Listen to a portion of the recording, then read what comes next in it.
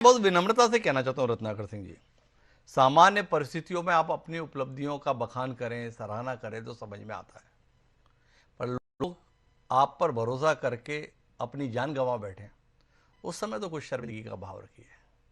आप पहलगाम को कैसे भूल जाते? लोगों ने तो आप पे ही भरोसा किया था, इसीलिए तो पहलगाम की सूनी घाटी आबाद हुई थी।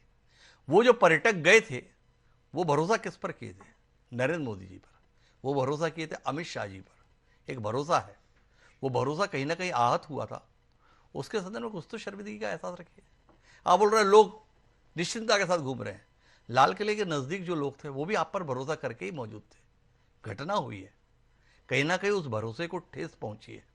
उसका एहसास रत्नाकर सिंह जी जैसा संजीदा प्रवक्ता भी नहीं रखेगा तो हम बाकी से क्या उम्मीद करेंगे? रत्नाकर सिंह, ये समय तो कम से कम उपलब्धि के बखान का नहीं है।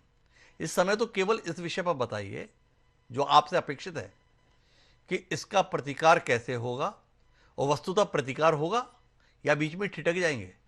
पहलगाम के हमले के असल दोषी पकड़े नहीं गए, मारे नहीं गए, उससे पहले आपने ऑपरेशन सिंदूर रोक दिया था रत्नाकर जी।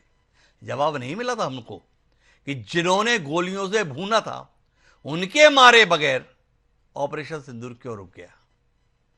तो इसलिए उत्तर अपेक्षित है रत्नाकर जी। उम्मीद है अजय शुक्ला जी से आपकी नाराजगी अपनी तरफ, उनके तर्कों के संदर्भ में आपकी असहमति अपनी तरफ, लेकिन यह सवाल तो आम भारतीय का है, आम नागरिक का है। इन सवालों की अनदेखी करके आप कहां जाएंगे? देखिए हिमांशु जी, मैं अपनी आपके प्रश्न का पूरा उत्तर देता हूं, फिर आप अगला प्रश्न पूछिएगा। और प्रश्न जो है वो मैं जो तर्क दे रहा हूं उससे बिल्कुल संबंधित है। लोगों ने हमारे ऊपर भरोसा किया है, हम लोगों के भरोसा पे खरा उतरने की पूरी चेष्टा करते 100%, लेकिन त्रुटि 1% कहीं ना कहीं हो जाती। और ये सिर्फ भारत देश से संबंधित नहीं है, मैं अन्य देश जो है उन देशों में भी इस तरह की त्रुटियां होती है जो अपने आप को पूरी तरह से सुरक्षित मानती हैं कि हम 100 चारों तरफ दुश्मनों से घिरे होने के बावजूद भी मानते हैं कि हमने अपनी सुरक्षा को पुख्ता कर लिया है। आपको हमास में 7 अक्टूबर 2023 की घटना भी आपको याद होगा। हमास ने जब इजराइल पे सैकड़ों हजारों बमबारिंग की थी और 1200 लोग मारे गए थे, वहां पे भी चूक थोड़ी सी हो गई थी।